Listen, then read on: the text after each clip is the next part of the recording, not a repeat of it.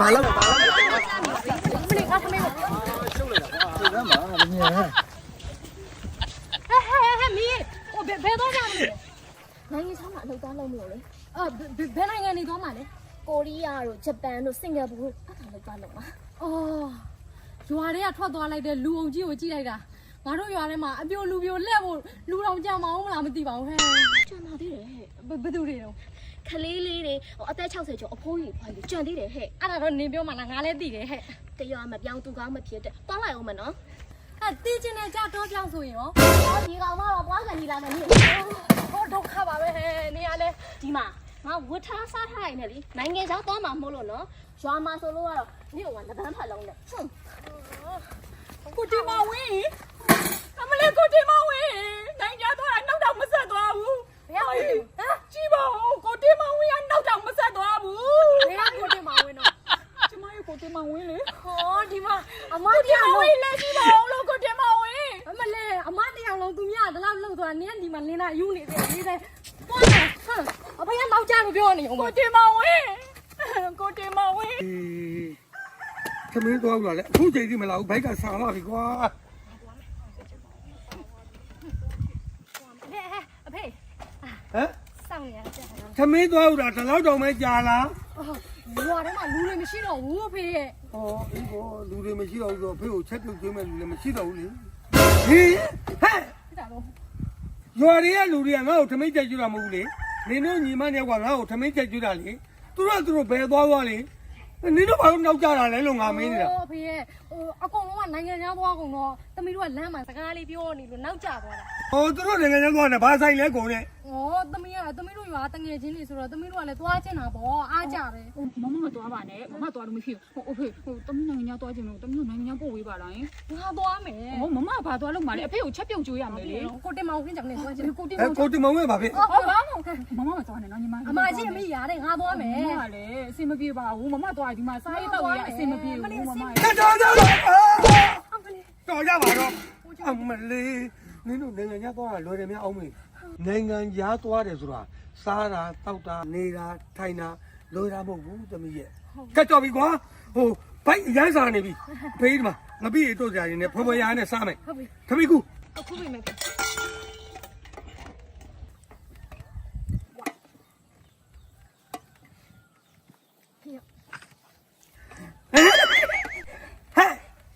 ဘယ်ရဆုံးတော့ကတ်တဲ့ပကံလောက်လိုက်ဦးမယ်ဟုတ်ဖေးဒီနဲ့မခူတာဖေးဒါနဲ့သမီးစာနေပါတယ်ဆိုမှဘာတွေလုံးမှမသိဘူးအေးအဲ့လိုစာမမှုသမီးတို့လည်းစာနေပြီဖေးရဲ့ဆိုရင်မလေးချက်စီတာအဖေလဲဟိုတကွက်ကြံသေးရလားဟုတ်တယ်အဲ့မှာကြံနေအဲ့ဒီပြီးအောင်လက်ဆက်တပ်ပြီးပြီးပါပြီ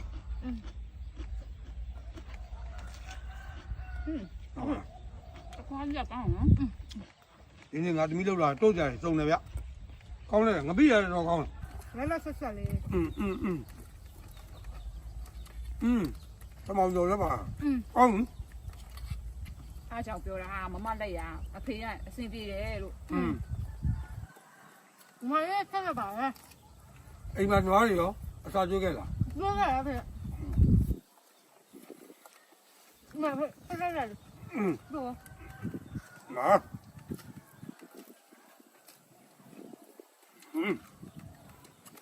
ငါပြီးကောင်းပါကောင်းတကဘုံလို့ကြည့်လေပမာပီပီတွန့်ကြငပြီးတော့ရှိမှဖြစ်မယ်တွန့်သိနေဆိုရလေဟုတ်လားအဖေပမာပီပီတွန့်ကြငပြီးတော့ရှိမှဖြစ်မယ်လူရပြောတက်ရကတမင်းနဲ့အညာသားလေးတမင်းနဲ့ရုပ်ချင်ကားအဖေပြည့်တယ်ပေါ့ကြည့်ဘူးတဲ့သူကောင်းပါကောင်းငါပြီးရတော့ကြမကြိုက်ဘူးဆိုရင်ဗမာမဟုတ်ဘူးတဲ့အမေအဲ့လိုပြောသေးတာဟုတ်တယ်အဖေမ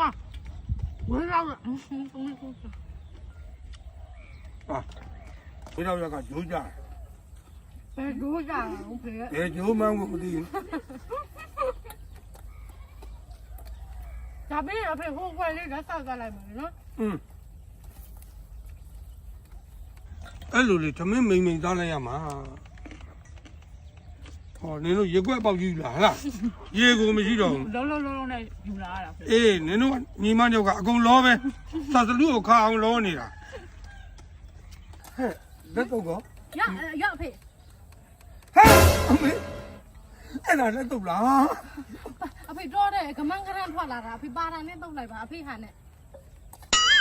ဟောအေးသမီးလိမ်ပါလေ ဒီတိုင်းမယ်နော်ဖေ ယူလိုက် ငါတော့လေအဖေနိုးလို့ကတော့နိုင်ငံခြားသွားဖို့ပြောဦးမယ် မမကြီးရဲ့မျက်နှာလေဟောဒီကလက်ခွက်ကြီးနဲ့အရန်ကိုလိုက်ဖက်ပြီးလှတာမမကြီးကအခုနေနိုင်ငံခြားသွားမယ်ဆိုရင်နိုင်ငံခြားအတိုက်တာကြီးတွေနဲ့မမမျက်နှာကြီးနဲ့မလိုက်ပါဘူး ဟဲ့နေငါ့ကိုမြောက်တလို့လို့ပြင်တလို့လို့လာမလုံးနဲ့ဒီမဲ့ငါရဲ့မျက်နှာလေးဘယ်နေရာနဲ့ဖြစ်ဖြစ်လိုက်ပြီးသား မမလေအခုလိုမျိုးလေးလုံနေတာမမနဲ့ဘယ်လောက်လှလဲမသွားပါနဲ့ညီမလေးပဲသွားမယ်မမဒီမှာ ငါသွားမယ်နင်းကိုနိုင်ငံခြားသွားဖို့စိတ်မချအောင်ငါပဲသွားမယ် မမလေကိုတင်မောင်ကစောင့်နေပါလေလို့ ဟဲ့ဘဲကိုတမအဲ့ဒါကြောင့်မလို့ငါနင်းကိုစိတ်မချတာဟိုမှာကိုတင်မောင်ဝင်းနဲ့ဇရာတွေပရက်တွေရှောက်နေမယ်ဆိုရင် မမရပြည့်သွားပါမယ်လို့ကြားနေတာ အော်နင်းကအကြီးကိုအကြီးမှမသိဘူးလားဘာလို့လဲလောက်တာလဲ ညီမလေးကကောင်းနေတာမမရကကြီးနေတာမမ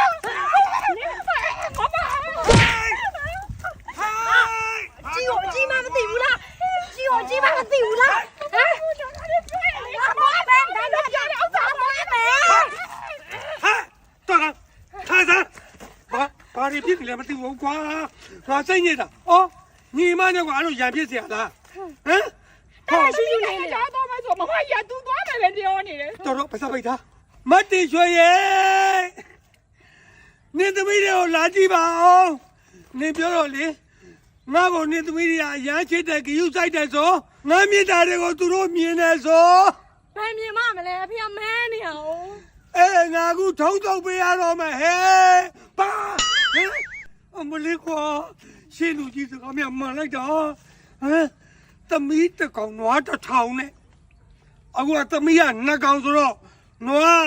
နှစ်ထောင်မတည်ရွယ်ရဲ့နှစ်ထောင် 2000နေမဟုတ်ဘူးအမေရဲ့ကျွဲပါဘိုးပါတယ် ညွှဲနှစ်ထောင်တစ်ကောင်ဟာဟဲ့နေလုံမပြောကြလားဟမ်အဖေကိုနိုင်ငံခြားသွားဖို့ပိုးတွေထားတယ်ဟာနင်တို့ဆန္ဒတွေပြင်းပြနေ ဟုတ်တယ် ဟုတ်ပြီအဲ့တော့ဘယ်နိုင်ငံကိုသွားမှာလဲ မလေးရှား ဟာ တွေ့လားမမရသူများပြောတဲ့အတိုင်းလိုက်ပြောပြန်ပြီ ဘယ်လားနင်းနဲ့ငါနဲ့တူတူလိုက်ပြောနေရမဟုတ်လားငါသွားမယ် တော်အရန်ဆန္ဒပြင်းပြနေတယ်ဆိုလို့ရှိရင်ဖေးလက်နှစ်ဘက်ကိုဆန်းထုတ်လိုက်မယ်အဲ့လက်နှစ်ဘက်ထဲမှာဖြူတဲ့လက်ကိုကင်မိတဲ့လူကနိုင်ငံခြားသွားမယ်နော် ဟုတ်ပြီအဖေဟုတ်ပြီ ဟောတူတယ် တဘောတူ ကဲဒီမှာ အဖေလက်ကနှစ်ဖက်စလုံးမဲနေရလေ ဟုတ်တယ်လေဖေရဲ့ဘယ်လက်မှလည်းမဖြူတဲ့ဟာဘူး အော်ဘယ်လက်ရွေးမလားပြောလိုက်သမီးကဘယ်လက်လဲ ဒီလက် အေးသမီးက ဒီတက်ပဲပေါ့ ဟုတ်ပြီဒန်ဒီမှာအဖြူလေးပါတယ် အဲ့ဒါဆိုသမီး သမီးသွားပြီ ကိုသမီးနိုင်တော့တော့မလေးရှားတော့ရမယ်ဟဲ့ ဟေး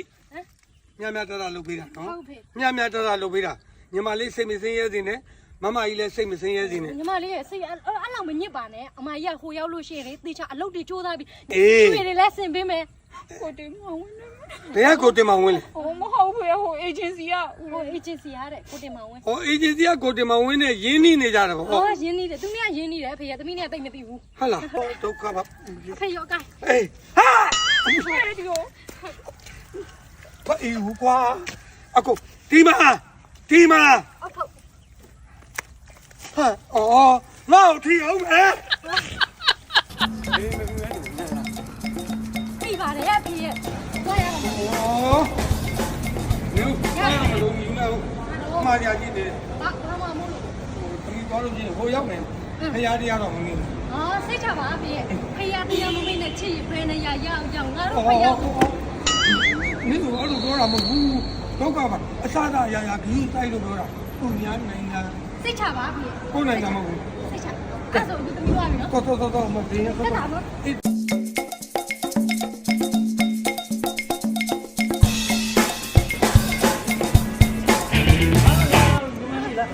တော့ကို ဟာဒီမှာလည်းအလုံးမဲ့နေအကိုကြီးလိုက်ဖို့ပါလေခုမှလေးစိတ်ပဲရှိသေးတယ် ဒီနေရာမဟုတ်သေးဘူးလား မဟုတ်သေးဘူးဆက်တော့အောင်ပါဒီမှာလေး ဆက်ပြီးသွားအောင်ပါ ဟုတ်တယ် ဟုတ်ပြီ ပြောပြီကိုအဲ့ဆိုသွားမယ်လေ အေးလာလာလာ မြန်လာမြန်မြန်လာ ဒီမောင်ဒီမောင်ခဏနေပါခဏနေပါဒီမဲ့ရှင်တို့လေလာဂျုံတော့တယောက်အခုလိုက်ဖို့တော့တယောက်ဘာလဲရှင်တို့ကမလေးရှားမှာကျမတို့ရောင်းစားမလို့လား အာရောင်းစားဖို့မဟုတ်ပါဘူးအလုပ်လုပ်ဖို့ခေါ်လာတာ ဒီမှာလောက်ရမှာလားယင် အာဘယ်ဒီမှာလဲဟိုတယ်မှာလုပ်ရမှာ အော်ဟိုတယ်မှာမရောက်သေးဘူးလား မရောက်သေးဘူးအခုသွားမယ်လား သွားအောင်မ လာ ဟာဒီမှာလည်းမဟုတ်ဘူးတဲ့ Siapa? Malu ada? Kenapa tak pakai uniform? Malu masuk meja? Lain kali jangan macam tu pakai uniform. Okey? Ya, bos. ရှောက်တာမှတိတ်မကြသေးပါဘူးဆိုနေယူနီဖောင်းကဘလို့လို့ရအောင်ပါလဲလူ Tanpa itu aja bos saja, tak masuk aja. ဘာလေးပြောမလဲမသိဘူး Kenapa dia muka sedih? Setengah dia itu kerja okey. Dia itu makan saja, muka tak senyum. Pasal setengah dia itu macam mana itu apa kerja probo, setengah lagi tahu. ဘာလေးပြောမလဲမသိဘူး Mari makan sini kan sini makan makan. မကန်စီနီလည်းနားမလဲဘူးစားလို့စားမလဲမကောင်းဘူးပဲသွားစားလို့မကောင်းဘူး Aduh, ini macam. Baik, Jumari sini kerja apa dulu? Sana taruh sana. Jumari buat sini. Ini mari kerja apa dulu? ဘာတွေပြောနေရတော့ Jumari sini kerja apa dulu? မမလေးစနေစိတ်ချောပါလာပါမယ်မလေး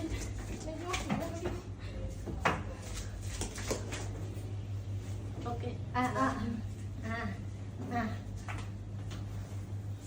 Coba ini meja. Cantik-cantik. Berapa masuk? Okey. Sini data dulu. Pas sini. Cantik-cantik buat Pak.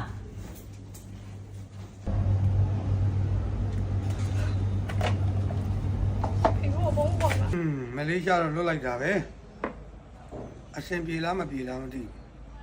ပြေတော့ပြေမှာပါဒီကနေအားလုံးအဆက်အသွယ်ကောင်းနဲ့လုပ်ပေးလိုက်တာပဲ အဖေအဖေ အမလေးလွတ်လိုက်တာဟဲ့ မမစီကဗီဒီယိုကောလာလို့ဒီမှာ အော်သမီးရအခုနေပြောနေသေးတယ်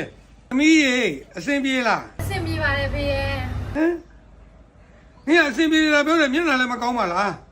အလောက်ကန်ရတော့အဆင်ပြေပါတယ်ဖေရဲ့စားရတော့ရတာအဆင်မပြေဘူးပြီးတော့မြန်မာနိုင်ငံမှာဖေတို့နဲ့စားခဲ့တဲ့ငပိတို့တရားဟင်းသီးရွက်အစုံတွေစားချင်နေတာ အမလီမမရဲ့ငပိတိုးစရာစားချင်တာများမလေးရှားမှာဝယ်စားလိုက်ပေါ့ မလေးရှားရောက်နေတာကြာပြီဘယ်နားမှာဘာဆိုင်ရှိလဲဆိုတာဟိုမသိဘူးပြီးတော့မြန်မာစားဆန်နဲ့ပတ်သက်တဲ့ဟင်းသီးရွက်တွေဘယ်နားမှာဝယ်ရမလဲဟိုမသိဘူးခုချိန်ကြီး မသိရင်လိုက်ဖို့မယ်လေ ဟမ်မမမြန်မာလား မြန်မာမလေးရှားမှာအလုပ်လုပ်နေရကြတော့မလေးလို့ပြောတာ ဟာအဲ့ဒါများစိုးစိုးတွေကမပြောမြန်မာလေးမယ်မလေးရှားဆိုင်ကနေနားမလဲပါဘူးဆိုတော့မနေ့နားဆောင်နေရတယ်ဟိုမသိတယ်ဆိုတာပဲဆိုင်တော့ ရွှေမြန်မာဆိုင်ရှိရကိုတာလာနားမှာရွှေမြန်မာအသေးရွက်ဆိုင်ရှိရ ဟုတ်လားကဲအဖေနဲ့ညီမလေးနောက်မှပဲပြန်ဆက်လိုက်မယ်နော်တတ် ဘိုင်ဘိုင်သမီးရေโอเคโอเคโอเค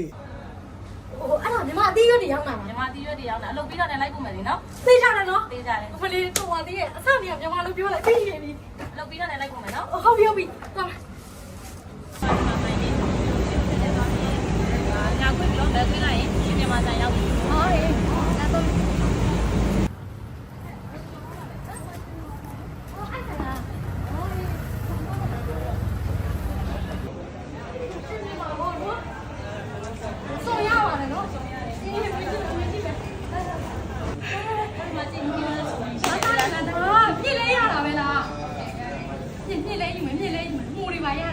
လက်ဆက်ဆက်ပဲလို့ Asal deh. อุ้ยလာပါရွက်တော့ Ada chin. ချက်မောင်ရဲ့ Cuma buat buat. ဒီချက်မောင်မမြင်ဘူးတော့ Chin luမျိုးတွေစားတယ် ဟောချင်းလူမျိုးတွေစားတဲ့ချက်မောင်ဘူးညို့လည်းရှိရဲ့ဟောဘူးညို့တော့ရှိသေးလား ။ဘူးညွန့်ရှိတယ်ဘူးညွန့်လက်ဆက်တယ်။ဒီနေ့ပဲရောက်တယ် လက်လက်ဆက်ဆက်ဟေးဒါဘောရကားညို့လာမလားငါညို့အခုဒါလည်းယူမယ်နော်ညီမဒီအသီးရလေးအော်ချက်မောင်ရောက်တော့ favorite ပဲဟိုရေး ။ချက်မောင်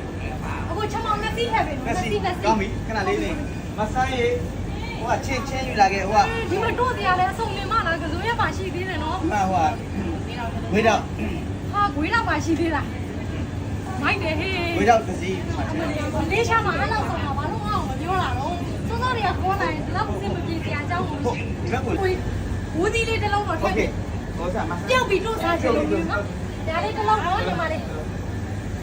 ဖယုံပြီးကိုဒါပါလေးတော့ ဒီကတဲ့ဥကပါဟင်းရတောင်းကောင်းနေညီမလေးဟင်းရဆို ဒါဟင်းချိုးသားကောင်းတယ်မဟုတ်တော့ကိုကြီး တဲ့ဦးလေ ခတဲ့ဦး တဲ့ဥကတဲ့ဥရခိုင်တယ်မှာပူမှာပူ မဆန်းတစ်ချက်ရှင်းပြပေးပါဦးမဆန်းလာပါ ရခိုင်စားစားလား ဟုတ်တယ်ရခိုင်စားတာရခိုင်က မဆန်းချက်လောက်ရှင်းပြ နာမည်ကတော့နစီလောက်ပဲထဲတာနာမည်နစီသေးချာအတို့ပြုံလေးနဲ့စောစောလေးကမပြုံရှိတာဒါဗမာနာနာမဲယူလိုက်မယ်ဟဲ့စပိုးယူလား စုဖို့လောက်ပါ စုဖို့မြန်မာဒီလိုပဲခေါ်နေကြဆိုတော့ကိုကြီးရဲ့စုဖို့ရတဲ့ဒီလိုပဲကိုကြီးကျုံနဲ့ကြောသားချင်း ဟုတ်ပြီဟုတ်ပြီ ဘာလဲတော့ပါရရဖြစ်တာဟုတ်ပဲပါရှောက်ပြီး ပြစ်ကအဖူးလိုက်ကိုရောင်းတာနော် ရှောင်းတာ အိုးခွာရတဲ့ဟာလည်းရှိတယ်အဖူးလိုက်လည်းရှိတယ် တကီလိုစီတဲ့ဒီမှာရဲတီ မကြီးသေးပါရရတယ်ညီမလေးတော့အမ50သားလောက်ထည့်ပေးလို့ရလား ရနေတယ်သားမရဘူးကီလိုလေးရောင်းတာလေ အော်ကီလိုနဲ့ရောင်းတာလား ကီလိုနဲ့ရောင်းတာ 50သားမရဘူးဟိုကီလိုနဲ့ဆိုရင် လိုနဲ့ဆိုရင်တကီလိုဝဲအဲ့ 1ကီလို73ကျပ်မလေးရှားမှာမကြီးပဲတက်ပြီးခူးစီရမလို့ဒီမှာအစင်းသိရှိတယ်ဝယ်စားလိုက်ရုံပဲနော် ဇီးသည် ဟိုဇီးသီးပါရတယ် ဇီးဖြူသည် ဇီးသီးပါရတယ်တဲ့လက်စလေးရောဟိုဒါလေးညီမလေးဟိုက1ကီလိုလောက်ဖြစ်ပြီနော်ဒါလေးက1ကီလို ဇီးဖြူသည်အဒါလို့ ဟောအတာလူတစ်စက်နဲ့3ချက်ပြအောင်တော့ပြောဦးဒီမဲ့ဒီဟာလေး စကားမပြီးဘူးလေဒီမှာလေ အမဇီးသီးတွေပါစားလာတာ ဟုတ်တယ်စီစီစားတယ် ဒီက1ကီလိုပေးနော်ငရုတ်သီး မဒါပို့ဆက်တယ် ဟုတ်လား ညီမဆိုတော့မိုးမျော်လာအဲ့လိုမျိုးပေါ့ ဟောဒါကလော်သီးလို့ပြောတာ အမကလော်ဒီကတက်ကလော်ဒီလည်းရှိတယ်ရှေ့မှာကလော်ဒီရှိတယ် ဟဲ့ဒီပဲသီးလည်းရှိတာပဲ ပေးဒီကတကီလိုကိုကြ ကိုကြဟောလုံးမနီသီးရှိတယ်အစုံမဲ့သွားသီးလို့စရာဦး နောက်ဒီဘက်မှာငချောက်ကတော့ ဒီမဲ့ကြောင်ချာသီးပါရှိတယ်ဟဲ့ဘယ်ဝဲအောင် ဒီမှာငချောက်ကတော့ကျွန်တော်လေးကိုလည်း အမလိုက်ပါအမလည်းစားချင်တာယူညီမရှင်းမယ်ညီမရှင်းပေးမယ်စားချင်တာယူညီမရှင်းပေးမယ်ဒီမှာဟွာလည်းရှိတယ်နော်နင်းသီးလည်းရှိတယ်တခါနဲ့လက်လက်ဆက်ဆက်သူတို့အသီးလိုက်ကိုယ့်ကိုအိမ်မှာခွာစားလိုက်ရုံပဲနောက်မှာတော့လောက်တယ်6တယ်ရတယ်6ချမ်းနေလည်းအစုံရှိတယ်အသီးရလည်းအစုံ ဒါအာဒီဆိုင်မှာလေ ဒီပေါင်း ခဲနေပြီ ကိုဒီခရမ်းညင်သေးရဗမာပြည်မှာတော့ကြီးတာမရှိပါဘူးခရမ်းဟာဒီမုံကျုံ ခဲနေဒီကတကီလို6ချက်ပဲ 1ကီလို6ချက်တစ်လုံးနဲ့1ကီလိုပြည့်မလားမသိဘူး နင်းငါလူလာတော့ဆန်းတယ် ၄၅လုံးလောက်ပဲရမှာပေါ့1ကီလိုဘီလိုလည်းရှိတယ်ဖယုံသီးဟုတ် တော်လုံးကျွန်တော်တက်တော့ဖြူ မောအချောက်ချက်အာလူပါညက်သက်သုံးမှုဒီမှာဟုတ်မတလား မတလားမတလားရှိတယ် ငါเจ้าကတော့မကြုံကျွန်တော်ဟိုငစင်ရိုင်းလောက်ပဲသိတာ ငါဘောင်းလုံးရှိတယ်ဒါတော့ငနဲ့ဒါငဖယ်ရွာ ဟောမဖဲ ငဖယ် ဟောအဲ့ဒါကိုချစ်တာနော် ဒီမှာလာချစ်တာရှိနေညီမအာချီချီ ငါအကြီးငါမခံရတာ ဘောင်းလုံးရှိတယ်အစုံရှိတယ် ဒီမှာဆုံးရှိတယ်ပဇွန်လည်းရှိတယ်ပေါ့လဲလဲဆက်ဆက်သားခြင်းနဲ့ဆိုရင်တော့ဒီမှာဝယ်ပေါ့ခရမ်းတီဒါပါကြီးတော့ဘွန်းတီဘွန်း ဒီ တီ ကလာတွေစားတဲ့ဒီကလာတကွားတီ ဘင်္ဂလားတခွားတီ အဲ့ဒါကိုဒီကွာတီ ဘွန်းတီ ကြော် တော့ စားရတယ်ဘုန်းတီကြော်စားရတယ် ဘွန်းတီတဲ့ကိုလည်းမကြဘူးဘူးမမြင်ဘူးလားအပဲတီကတော့ဒုကမာပြန်လည်းရှိတယ်အေးဆိုလည်းပြုတ်ထိုးလို့ရတယ်ဒါကြပါသည်တော့ အာဒါဘုံလို့ဒီ ဘုံလုံးတီ နောက်ဘုံလို့ Finish man finish man အဲ့ဒီတော့လည်းညီမဆက်ဆက် ဇွတ်ရတယ်လည်းရမယ်နော်ကိုဇွတ်ရတယ် ဘယ်လို ကတော့ဒီစုံလုံးတစ်ခါလဲဟိုဝဲလာလိုက်တာပဲရှင်မောင်ကြီးကထုံးပြီးဟောညီမလေး sorry ဟိုအမရှင်းမလို့ဒါလေးတစ်ချက်လောက်နော်ညီမလေးဒါရှင်းပြီးရော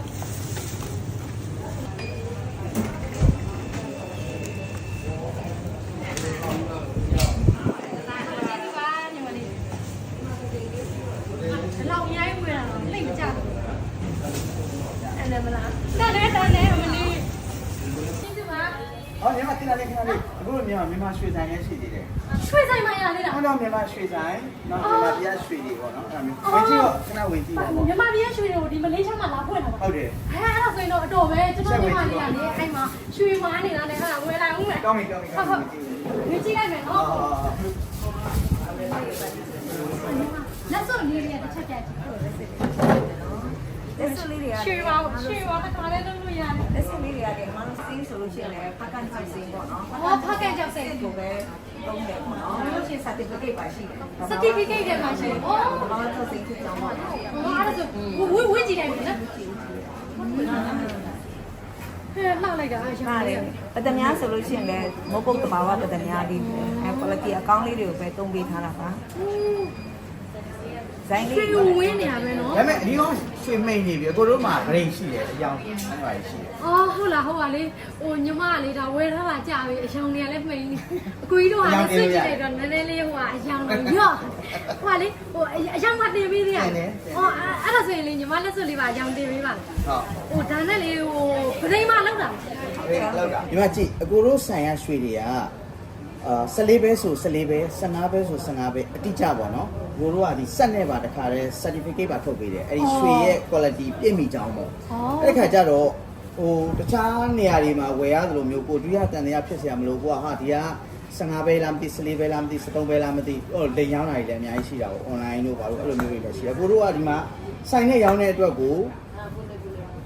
အကိုတို့ကအမခံလို့ရတယ်နောက်တစ်ခုကအကိုတို့ချီရဝယ်တဲ့ဟာတွေကိုကိုတို့ချီကိုပြန်လာရောင်းလို့ရတယ်တကယ်လို့သူ့မြန်မာရွှေတွေပါတွေပေါ့နော်တခြားနေရာတွေမှာရောင်းလို့မရတာတွေလည်းရှိတယ်ရှိတဲ့ခါကျတော့အခုကအကိုတို့ဒီလိုပြန်ဖွင့်လိုက်ရတဲ့အကြောင်းရင်းကမြန်မာရွှေတွေပြန်လာရောင်းရင်လည်းကိုတို့ဝယ်တယ် ။အော်အကုန်ဝယ်ပေးတယ် ဝယ်ပေးတယ်တချို့မလေးရှားရွှေဆိုင်တွေကြတော့မြန်မာရွှေတွေကိုတွားရောင်းရင်တို့မဝယ်ပေးဘူး ။အော် အဲ့ဒါကြောင့်အကိုတို့ကမြန်မာရွှေတွေဝယ်ပေးတယ်မလေးရှားရွှေဆိုလည်းဝယ်ပေးတယ် အော်ဟုတ်ကဲ့ရှင်ဟုတ်ကျေးဇူးပါကိုကြီးခုလိုရှင်းပြပေးတာ နော် ဟုတ်ဟုတ် လေးတွေပေါ့နော်ဒီလိုလေး အော်မသိလက်ထက်လက်စွပ်လိုပဲ ဟုတ်တယ် တအားမလားဘောဟောအဲ့လိုလေး ဟုတ်တယ်ဒီမှာဒီလိုလေးထည့် နော်ဒီလိုလေး ဒီမှာဟုတ်တယ် ဟောဒီလိုလေးဒါလက်ဆောင်ပေးလို့ရတယ် ဟုတ်တယ် လက်ဆောင်ပေးခြင်းနဲ့ ဟုတ် စိတ် တ တ ယ် ကား လက်ဆောင်ပေးလို့ရတယ် ကျေးဇူးတင်လိုက်တာ ဒါလေးကတော့ဘူးသေးဒါလေးကတော့ဘူးကြီးပေါ့နော်ဒါလေးကတော့ဘူးကြီးပေါ့ အော်ဒီဘူးလေးပဲဒီဘူးလေးကကောင်းလိုက်တယ်ဗော အေးနောက်ထပ်ရှိသေးတယ် အဲ့ဒါဘာလို့ သူကလည်း surprise ပေါ့နော်အဲ့ဒါဒီမှာဒီထဲမှာယတနာလေးတွေထည့်ရတယ် အော် ထည့်ဒီထဲမှာထည့်ဟုတ်တယ် ဟဲ့ဒါလက်စွပ်ဘူးဗော ဟုတ်တယ်လက်စစ်ဘူးပါ